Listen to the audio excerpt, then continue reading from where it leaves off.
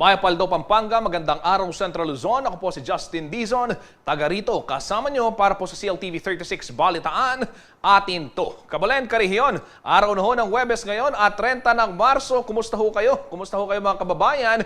Yun hong mga bumabiyahe, banggitin ko lamang dahil nadaanan ho ng inyong lingkod kanina.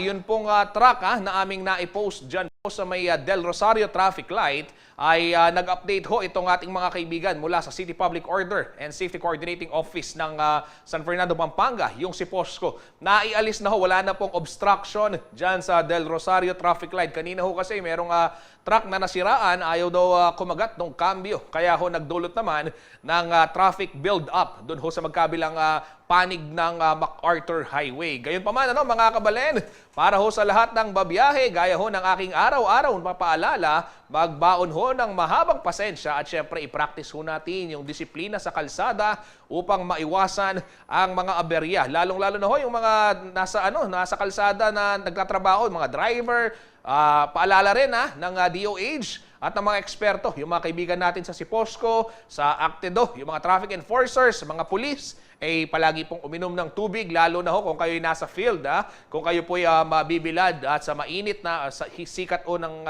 araw dahil alam nyo naman, mapakainit ho ng panahon ngayon at usong-uso ho yung heat stroke. Ayan. Narito na po ang mga malaking balitang nakalap ng ating news team ngayong Huwebes ng umaga. Presyo ho ng ilang bilihin sa Pampang Market sa Angeles City tumaas na isang linggo bago ang mahal na araw. Mga LGU, kailangang mag-update ng real property tax tuwing ikatlong taon, paalala ho yan ng BIR. Diskriminasyon at karahasan sa kababaihan, layong labanan ng Gender and Development System ng DOVSU. 7 palabras at papako sa krus muling isasagawa sa Angeles City ngayong Semana Santa. At Maneldo-inspired artworks sa lungsod ng Mapalacat. Ito mga kabalen, sa mga nagpaplano hong magluto ng isda at mga non-meat items o products ngayon pong Semana Santa, paunawa ho nagsimula na hong tumaas ang presyo ng ilang bilihin sa Pampang Market sa lungsod ho ng Angeles. Yan po yung bagsakan ng agricultural products dito po sa Pampanga. Ayon ho sa mga retailer, hindi na raw ito bago dahil kung nasa bakasyon ang kanilang mga suki ay tiyak malakas ang kanilang konsumo ng mga produkto. Kabilang ho sa mga nagsitaas ang presyo ay yung paborito nating mga isda. May balita ho si Paulo G. Santos. Tuwing mahal na araw, marami sa ating mga kababayan ang nabibilang sa pananampalatayang Katoliko ang nangingiling o umiiwas sa pagkain ng karne. Kaya ang kanilang karaniwang pinagsasaluhan ay isda at iba pang lamang dagat at may kasamang gulay. Ilang araw bago ang Semana Santa, binisita ng CLTV 36 News ang Pampang Public Market sa lungsod ng Angeles upang malaman ang presyuhan ng ilang mga produkto. Kilala ang naturang palengke bilang bagsakan ng mga agricultural products dito sa Pampanga. Ayon sa mga retailer ng fish section ng Pampang Public Market, nagsimula ng magsitaasan ng presyo ng kanilang paninda dahil sumusunod lamang daw sila sa ibinibigay na presyo ng kanilang mga dealer. Sa tilapia sir, dati 90, ngayon tumaas ng 15 pesos, 105 ang puhunan. 10 hanggang 15 pesos ang itinaas ng presyo ng isda. Tataas pa siguro sir, lalo na niya, no? Tataas pa. Wala na kami magagawa, sinabi na pag tumaas, wala na kami magagawa. Tumaas daw yung diesel. Ay, galunggong po, 220. Kung nooy may presyo na 150 pesos na bangus kada kilo, ngayon ay 220 pesos na ang per kilo. Depende pa yan sa laki. 220 pesos naman ang per kilo ng galunggong at 100 pesos ang kada tumpok. Tataas yan, sigurado yan. Basta pag may okasyon, tumataas yung mga isda. Maging ang presyo ng manok, tumaas na rin. 180 po. Magkano po dati? 165, 170, ganyan. Kasi po, yung manok kasi mabilis magbaba, mabilis magtaas. Mataas daw, tumaas daw, walang mataas daw yung malalaking manok. Para naman sa mga hindi kayang i-let go ang baboy, naglalaro sa 320 pesos ang kada kilo nito. Mas mura na raw kumpara sa 400 pesos per kilo sa mga talipapa. Pag magmamahal na araw, sir, lalong tumataas po. Bababa pa yung, at saka lalo na ang tumataas kasi kulang yung supply. Ang ganitong senaryo, hindi na raw bago sa ilang mga mamimili. Sir, minsan nakaka-apekto, sir, kasi alam ng mga nagtitinda, pwede nilang itaas kasi lalo na yung isda niyan pagdating ng mahal na araw, sir. Siguradong tataasan nila kasi kailangan ng mga tao dahil ayaw nilang kumain ng karne, walang magagawa, bibili sila, sir. Samantala, nauna nang sinabi ng Bureau of Fisheries and Aquatic Resources o BFAR na sapat ang supply ng isda kahit na tumaas ang demand ngayong mahal na araw. Binuksan na rin umano ang periodic closure ng pangingisda sa ilang bahagi ng bansa. Ako si Paulo G. Santos, taga rito kasama nyo para sa CLTV 36 News. Atin to.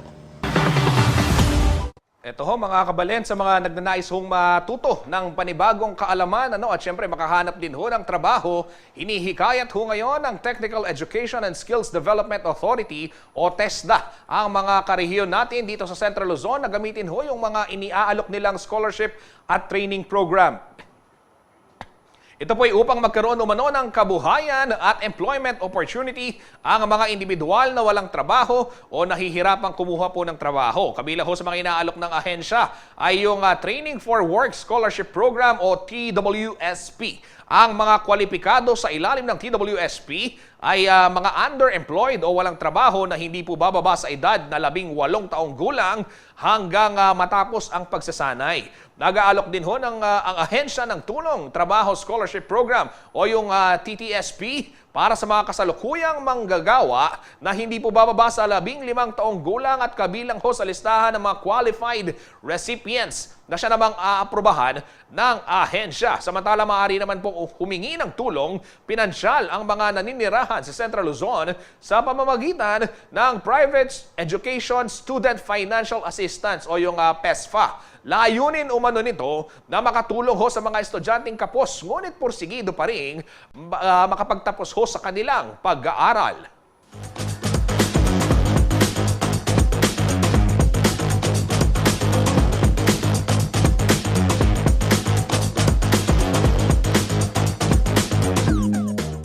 Sa ibahong balita, nagpaalala sa mga lokal na pamahalaan ang Bureau of Internal Revenue, Revenue Region 4 na mag-update ho ng kanilang real property tax at kailangan umunong magsagawa ng appraisal kada 2 taon, lalo na ho sa mga lugar kung saan mabilis ho yung land development. Magbabalita si Kuyang Paulo G. Santos.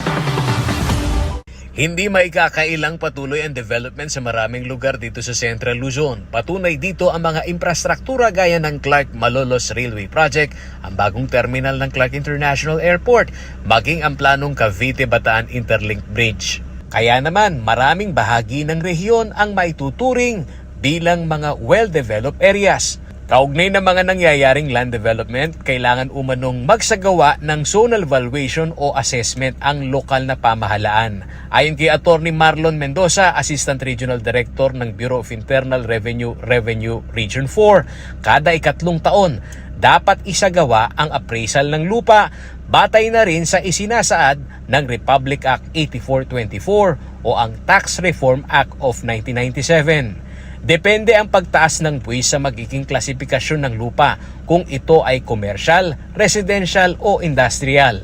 Ngunit ang pagbabago sa tax ay kailangang dumaan sa proseso. Kasi nire-review yan there's this committee to review that. Ito yung valuation committee. So we're just waiting for the report. Sa siyudad ng Angeles, 10 sa 33 barangay nito ay nakapagsagawa na ng zonal valuation nitong 2022. Ayon sa Metro Angeles Chamber of Commerce and Industry Incorporated o MAXI. Tama naman si ARD. Last September may in-increase nga kaming mga location but not everything. Parang meron lang kami in-implement na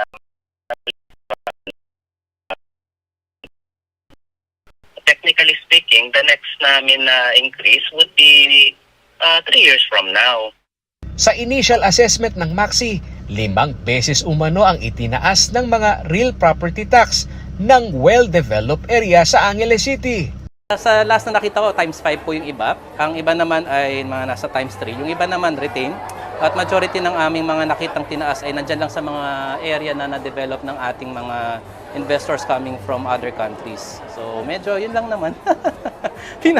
Pinaka-issue. Pero sa ngayon napag-uusapan pa. Samantala, pinoproseso pa umano ang zonal valuation ng siyudad ng San Fernando. Sa datos ng Bureau of Local Government of Finance, nasa 60% ng Revenue District Office ng BIR ang nakapag-update na ng schedule ng Fair Market Value on Real Property Tax. 49 ang syudad at 33 ang lalawigan. Ako si Paulo G. Santos, taga rito kasama nyo para sa CLTV 36 News. Atin to.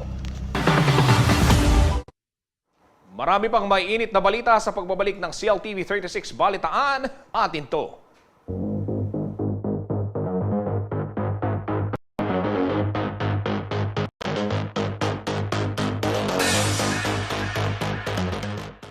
Nagbabalik po ang CLTV 36 Balitaan. Ayan, shoutout muna kay Kuyang Paulo G. Nanonood ngayon. Nakalibho si Kuyang Paulo. Pero Kuyang Paulo, kumusta ka? At mag-ingat kayo ni Kumare. Ayan. Sa iba kong balita, pinalalakas ho ng Don Honorio Ventura State University o DAVSU ang kanilang Gender and Development System upang malabanan ho yung karahasan kontra kababaihan at diskriminasyon sa mga kasarian. Kasama rin hong isinusulong sa ilalim ng kanilang GAD program ang pagkilala ho sa kalakasan ng mga kababaihan na kumuha ng mga kurso kung saan karamihan po ng mga nag-e-enroll ay pawang mga lalaki. Si Liana Canila ho ang may detalye ng balitang yan. Aabot sa halos 50,000 ang bilang ng mga mag-aaral, faculty members at support personnel sa iba't ibang campus ng Don Honorio Ventura State University. Sa laki ng nasabing bilang, hindi raw nawawala ang ilang kaso ng karahasan at pang-aabuso. Kaya naman nagdisenyo umano ang State University ng isang Gender and Development Focal Point System na tutugon sa ilang mga usapin kaugnay ng violence against all gender. Merong cases, but we're able to abate. We're able to put halt into it. May mga emerging concerns at ito ang nagiging basis natin. You tell us what are the emerging concerns, problems, and issues and controversies, and we'll be focusing. What will be the intervention? We want to narrow the gender gap. Nagtalaga umano ng coordinator and focal person sa lahat ng DAVSU campus na siyang nagmamonitor at nagsasaliksik sa gender-related problems sa kanilang institusyon upang makagawa ng mga rekomendasyon. We want to eliminate violence against women, children, and all genders. So hindi to usapin ng sino ang mas magaling, babae ba, lalaki ba? Hindi. So we want to ensure that there is social justice. There should be equality. There should be fairness. So we have po respective coordinators per college, per campus. Meron po tayong technical specialist to prepare the gender yung GPD. Buong taon umanong umiiral ang mga programa para sa gender and development sa pamantasan. Kasama sa mga ito ang pakikisa sa pagdiriwang ng National Women's Month. Kaugnay nito isang culminating activity ang isinagawa nitong Miyerkules, March 29, kung saan nagsama-sama ang mga GAD focal person at estudyante mula sa 6 na satellite campuses ng DAVSU. Binigyang parangal sa aktibidad ang mga grupo, individual at departamento ng DAVSU community na nagpakita ng magandang performance sa gender and development. You know, DAVSU is a gender sensitivity university, no? And we continuously conduct activities concerning gender and development. No? Nakaangkla rin umano sa GAD Point System ng DAVSU ang Career Awareness Program, kung saan hinihikayat ang estudyante na pumili ng kurso batay sa kalakasan at hindi dikta ng lipunan patriarkal. It is a gradual process because stigma ang kalaban natin. So there's what we call culture clash. Pag engineer ka, you take more of the male preferred program.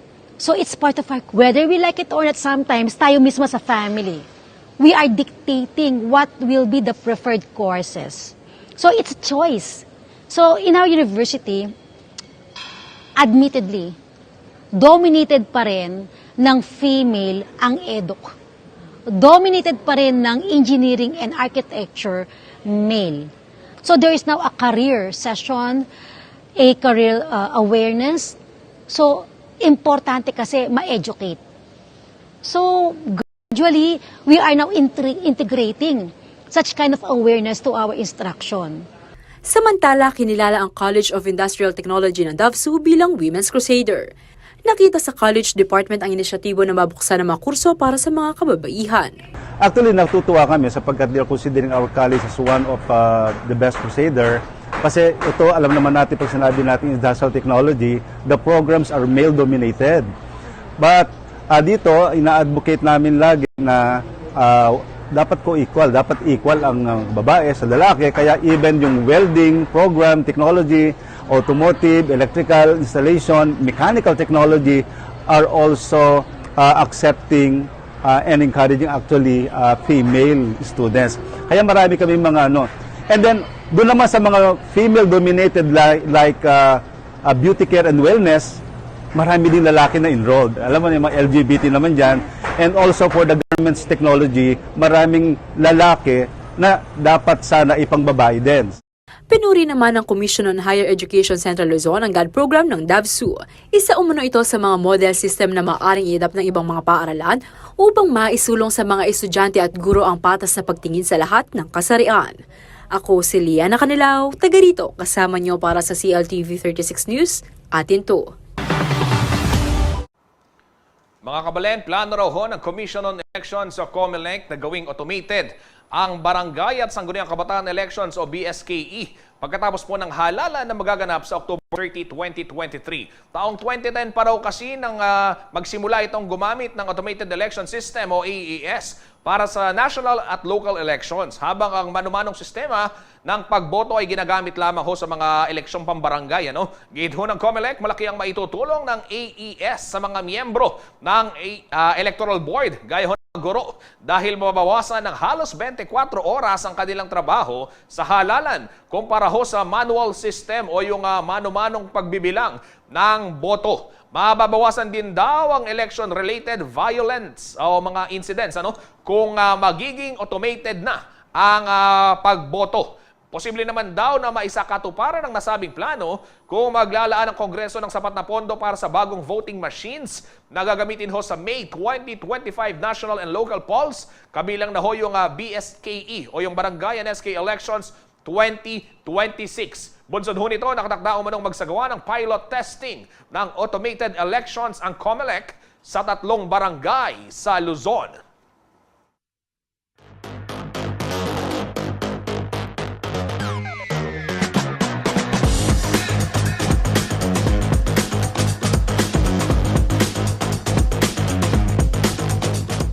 Sa ibahong balita, inihahanda na sa Barangay Lourdes Northwest sa Angeles City, Pampanga ang pagdarausan ho ng reenactment ng 7 Palabras at Papako sa Krus sa darating ho na Biyernes Santo. Isa ho ito sa mga tradisyong taon-taong ginagawa subalit na hinto sa kasagsagan ho ng pandemyang COVID-19. Silipin ho natin ang kanilang preparasyon sa ulat ho ni Paulo G. Santos. Nililinis na ang mahigit 14 na hektaryang loteng ito sa Barangay Lourdes Northwest, Angeles City bilang paghahanda sa mahal na araw. Taon-taon kasi bago ang pandemya ay napupuno ito ng mga namamanata pagsapit lamang ng Lunes Santo. Dito rin idinadaos ang reenactment ng 7 Palabras o 7 Last Word at ang pagpapapako kay Hesukristo pagdating ng Biyernes Santo. Isa sa mga namamanata sa Barangay LNW ay si Alan Del Rosario. Nagpapasampu ng krus tuwing Miyerkules Santo, tapos pag Huwebes Santo nagpapadugo. Yun na yung nakagisna natin na talagang sinauna pa. Lunes Santo hanggang Biyernes Santo, yun na yung nakaditna namin. Kailangan, sana, wag na nilang tanggalin. Ayon kay Barangay Kagawad Leonel Bernardo, pinaghahandaan na nila ang dagsa ng mga namamanata maging ng mga turista dahil nagluwag na rin ang mga health restriction dulot ng COVID-19 pandemic. Ito po umaabot noon. Sa expectation ko, yung Lourdes Northwest ay umaabot ng 20,000 population. And then yung mga dumarayo dito, mga 50,000 hanggang 60,000 tourist attendees na umahabot ng ganang kumulang sa 100,000 o 80,000 ng mga attendees dahil ang aming crucifixion site ay umaabot ng 14 hectares at meron po siyang 7 hectare na parking lot. Paliwanag ni Bernardo, pangunahin sa kanilang pinakikitunguhan ang usapin ng public order and safety. Dito umano mapasok ang mahalagang papel ng mga force multiplier gaya ng barangay tanod. Naghahanda na rin umano ang mga barangay health workers. Kung gagawin ng barangay yung public and safety, meron tayong magtatalaga dyan ng mga health workers ng ating health center, yung mga disaster office na nanggaling sa Ciudad Angeles na nakaantabay dyan dahil napakainit po ng panahon. Minsan nagkakaroon po ng mga heat stroke o mga nawawalan ng malay dyan dahil sa kanilang panata na nagpapalaspas sila, nagpapadugo. Yan nakantabay pa rin tayo sa kanila para sa ating kaayusan. Samantala, nagpaalala naman si Department of Health Officer in Charge Maria Rosario Vergere sa publiko na pupwedeng magdulot ng masamang impeksyon sa pangangatawan ang pagpepenitensya gaya ng pagpapapako sa krus. Ako si Paulo G. Santos, taga rito kasama nyo para sa CLTV 36 News. Atin to. Manatiling nakatutok at magbabalik ang CLTV 36 Balitaan. Atin to.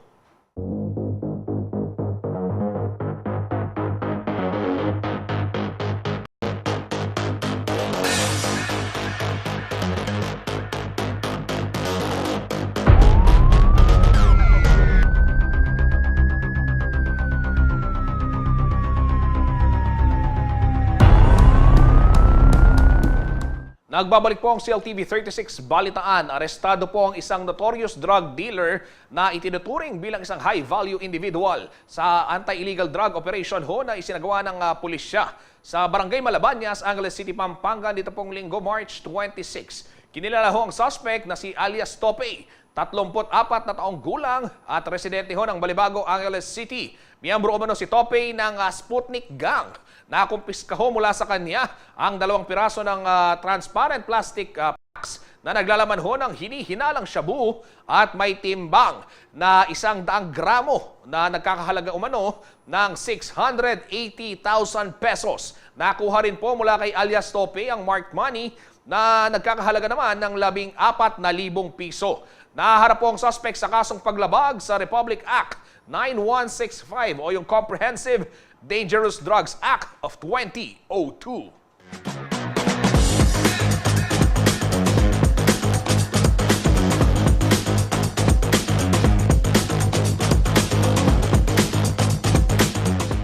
Sa ibang balita, hindi po pinahintulutan ng Anti-Red Tape Authority o ARTA ang kahilingan po ng automatic approval ng Play to Earn app na Laika hinggil po sa pagpaparehistro sa Securities and Exchange Commission o SEC. Sa inilabas po na Notice of Denial ng ARTA nitong ika-6 ng Marso, biguho ang Laika na magpasa ng kaukulang dokumento at rekisitos upang mapabilang sa mga korporasyong pinangangasiwaan po ng SEC.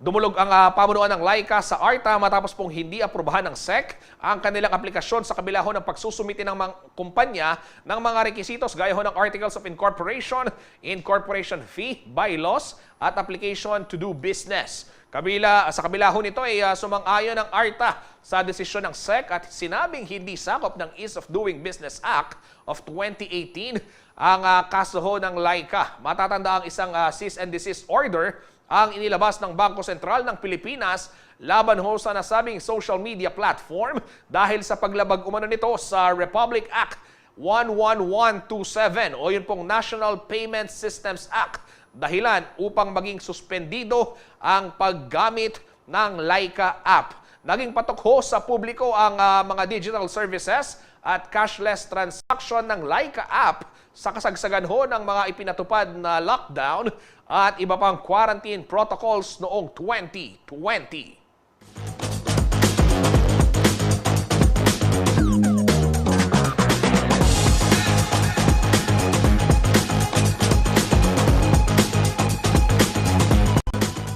Sa ibang balita, gumawa ho ng ilang artworks na hango sa mahal na araw ang Kapampangan artist na si Doji Aguinaldo. Ilan ho sa mga ito ay diorama, paintings at maging wood arts. Naging tradisyon na umano ng ating Kabalen artist ang paggawa ho ng mga obra batay sa mga nalalapit na okasyon. Silipin ho natin ang kanyang likhang sining sa ulat ni Jenna Lombang Parungaw. Tuwing papalapit ang mahal na araw, abala na sa paggawa ng sari-saring obra ang Kapampangan artist mula sa Mabalacat City na si Dodgy Aguinaldo. Taon-taon ay iba't ibang uri ng sining ang kanyang inilalabas. Mayroong painting ng mga penitensya na tinatawag na Magdarami at Salibatbat sa Kapampangan. Noong 2022, naging agaw pansin sa harap ng kanilang bahay ang life-size image ng penitensya. Gawa ito sa manikin at isinali sa Maleldo exhibit sa Bale-Balayan ng Kapampangan Culture Advocate na si Peter De Vera. Ngayong taon, mga diorama naman ang naisipang gawin ni Aguinaldo. Ito ay maliit na imahe ng bundok ng Kalbaryo o Golgotha na kilala rin bilang Skull Mountain. Dito itinayo ang krus kung saan nakapako si Jesucristo. Gumawa rin siya ng isang kubol kung saan ginagawa ang pabasa. Mayroon din siyang imahe ng 3 krus na gawa mula sa ugat ng kahoy at ang kanyang version ng artist sacrifice. Ito kasing dami-dal na to, ito yung halos ginagamit ng mga artist pag nag-illustrate para makita nila yung mga proportion. Ngayon, dahil meron na akong bago na maliit, ginawa ko na siyang ganito. Para sa Holy Week din, ipinapakita ko lang dito. Ayan, yung parang nakatali yung mga kamay na wala siyang limitado. Yung income, limitado yung parang pag-asa na walang nakakakilala sa kanya, gano'n, parang ganyan. Walang nakakilala sa kanya pero patuloy siya sa Oo, patuloy sa paggawa. Ipinost umano ni Aguinaldo ang kanyang mga obra sa kanyang social media account na nagustuhan naman ng ating mga kababayan. Mayroon na umanong kumuha sa pabasa at bundok Kalbaryo na diorama, kaya ngayon ay muli siyang bumubuo ng bagong obra. Ito yung kung saan yung pinako si Jesus. Ito yung tinatawag na bundok ng mga bungo. Kaya kung mapapansin nyo, may bungo siya pero hindi ko pinapakitang bungo talaga siya. Bali dito kasi yung Kalbaryo ni Jesus nung umakyat siya hanggang doon sa pinako siya doon. Tapos, kung mapapansin nyo, may kuweba rito. Ginawa ko na shortcut para doon siya lilibing. Actually, marami pa. May mga damo-damo pa tayo. Yung mga kulay ng mga lupa. Tapos palilitawin ko pa yung mga parang mga bato-bato. Nagtatrabaho si Aguinaldo sa Mabalacat City College, ngunit gumagawa siya ng mga artwork sa kanyang libreng mga oras. Nakahiligan daw niya ang paggawa ng sining batay sa nalalapit na okasyon tulad ng mahal na araw. Gumagamit umano siya ng samut-saring mga bagay na makikita sa kanyang paligid. Yung 3 cross naman to, na ugat siya ng isang halaman. Actually, baliktad to eh. Hindi naman siya ganyan eh. Ganyan siya. Tapos ugat. Ngayon, pinutol-putol ko siya. Ginawa ko na siya. Bali, 3 cross, parang ganyan ang harap niyan. Mayroon na rin siyang natapos na diorama ng isang tradisyonal na bahay kubo ng mga Pilipino. Ang bubong nito ay gawa sa balat ng puno ng saging habang kawayan naman ang iba pang bahagi. Kumpleto ang gamit sa loob, gaya ng painting, upuan, higaan at banig at ang hapagkainan. Sa ibaba ay makikita ang isang balon, gareta, palikuran, lutuan at maging ang sibakan ng kahoy at iba pang detalye na mabusising ginawa ng malikhaing mga kamay ni Aguinaldo. Kasama daw ang dioramang ito sa kanyang nalalapit na exhibit para sa National Cultural Heritage Month sa darating na Mayo. Ako si Jana Lumbang Parungaw, taga rito kasama nyo para sa CLTV 36 News, atin to. Manatiling nakatutok at magbabalik ang CLTV 36 Balitaan, atin to.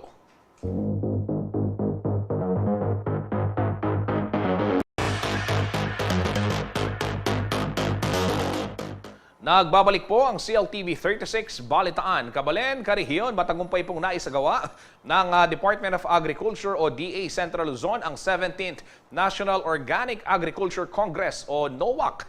Ginanap po ito sa University of Southern Mindanao sa Cabacan, Cotabato nito pong March 21 hanggang 23. Ang aktibidad na may temang maunlad na pagsasaka garantisado sa organikong agrikulturang sinaliksik ay dinaluhan ng nasa 445 individuals mula po sa iba't ibang bahagi ng bansa.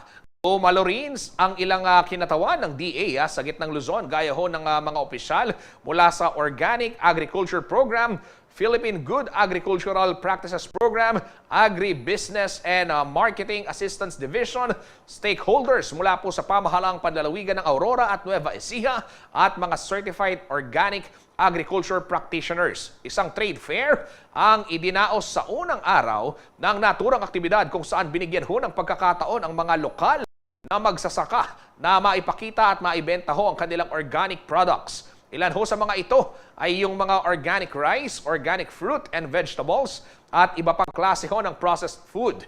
Habang tampok naman ho sa ikalawang araw ang pagbabahagi ng kaalaman sa pananaliksik ng organic agricultural practices para ho sa mga gulay, palay, pataba at maging farm animals. Nilibot rin ng mga kalahok sa huling araw po ng Kongreso ang sakahan ng ilang organic practitioners na nagbahagi naman ho ng kanilang kasanayan at diskarte sa organic farming. Layunin umano ng naturang aktibidad na palawigin pa ang implementasyon ng organic farming at mapaunlad ho yung kakayahan ng mga magsasaka na tumaas ang kanilang ani at kita para sa seguridad ng pagkain sa buong bansa sa tulong ho ng mga organic practitioners at stakeholders. Taon-taon itong isinasagawa upang maipamalas ng mga magsasaka ang kanilang organic products at mailabas ito sa merkado.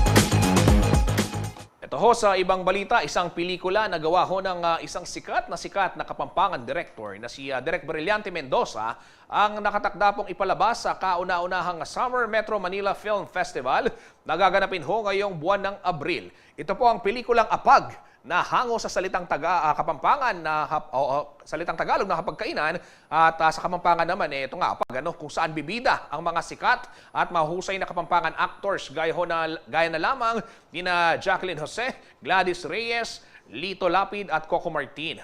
Nagsimula ho ang premiere nitong 2022 hanggang 2023 at ipalalabas ito o ipinalabas ho ito sa iba't ibang international film festival gaya ng Busan International Film Festival, Warsaw International Film Festival, World Film Festival ng Bangkok, Seoul Film International at Asian Film Festival sa South Korea. Ayon ho kay Mendoza, ang konsepto ng pelikula ay pagpapakita ng mayamang kultura ng bansa at pagpapahalaga sa kaugalian ng pamilyang Pinoy. Bukod pa rito, binigyang diin din ho ng direktor ang paggamit ho ng wikang Kapampangan sa pelikula upang magbigay pugay sa lalawigan ng Pampanga na kanya hong pinagmulan. At syempre, highlight din naman sa pelikulang Apag ang masasarap na pagkain o lutong Kapampangan. Batay ho para ho sa mga kabalen natin na excited mapanood ang pelikulang Apag. Showing na po ito sa April 8 to 18 sa lahat po ng mga sinihan sa buong bansa.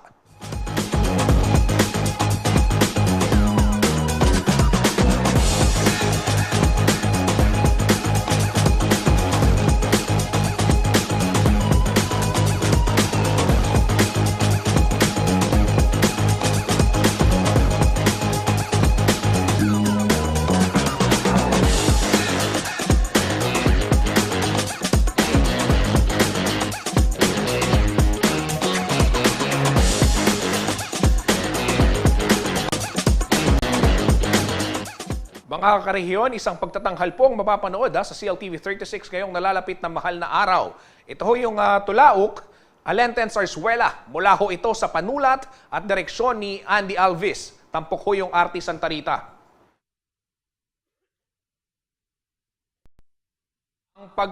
Ang palabas ho ay paglalahad ng naging buhay at sakripisyo ni Jesus na nakasalin sa wikang Kapampangan. Gaganapin ho ang Zarzuela sa Clark Parade Grounds sa Linggo, April 2. At sa Santa Rita Eco Park sa Martes, April 4. Magkaparehong oras ho yan, alas 6 ng gabi. Inaanyayahan pong lahat na manood sa mga nabanggit na lugar. Pero kung hindi ko kayo makakapunta, ay sa April 2, ilalive ho ng CLTV 36 sa telebisyon at maging sa ating mga social media platforms, Facebook at YouTube. Yan pong Tulaok. At alas 6 ho yan ng gabi Diyan ho sa Clark, yan ho yung aming ipapakita sa inyo.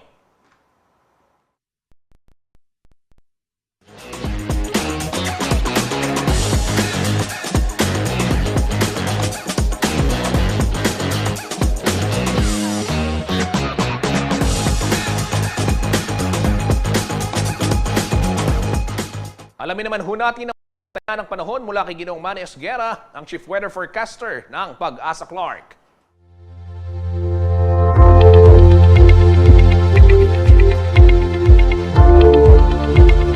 Narito po ang magiging taya ng panahon sa susunod na 24 oras. Easterlies pa rin po nakakaapekto at ito po ay posible po makaranas tayo ng mga maalinsangang panahon. At sa ngayon nga po ang naapektuhan ng easterlies ang mga silangang bahagi ng Visayas at Mindanao. Kasama na rin po ang Metro Manila at nalalagay bahagi pa ng bansa ay magiging bahagya hanggang sa kuminsan ay magiging maulap din po ang papawirin. Meron lamang po inaasahan ng mga pulo-pulong mga pag-ulan, pagkulog at pagkidlat. Ito po ay dulot ng mainit na easterlies at ng localized thunderstorm. So pinag-iingat pa rin po natin ating mga kababayan dahil sa posible pong pag-init nga ng panahon at para po makaiwas tayo sa anumang sakit o heat stroke. Kailangan po natin magbaon ng tubig na maiinom at magsuot po ng komportableng kasuotan. Magbaon din po siyempre ng gamit panangga sa araw. Pinag-iingat po ang lahat. Salamat po.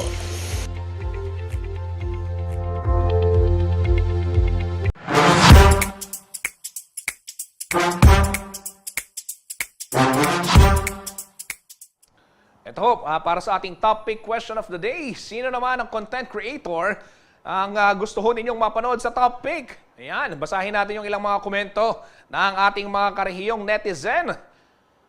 Sabi ni Ralph Bonifacio, Katoto Berto. Oh, yan, maganda, maimbitahan natin si Katoto Berto. Sino pa? Sabi ni Lorena Tabinas, The Millennial Filipina, Jace Marine. Ayan. Harvey Sabado, Outside Diaries. Sabi niya, siya daw ang sanang maimbitahan natin sa ating programang topic. Sino ba?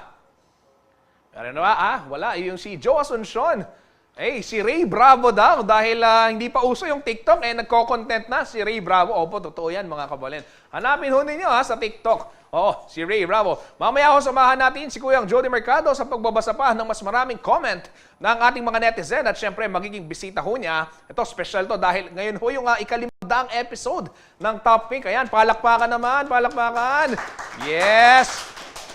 Okay, yan ho yung 500th episode ng topic at syempre magiging bisita ni Kuyang Jody si Marilyn Kiambao, isa pong Kapampangan content creator. Ayan, magbabahagi po siya ng kanyang karanasan at syempre yung kanyang nakaka-inspire na kwento rin.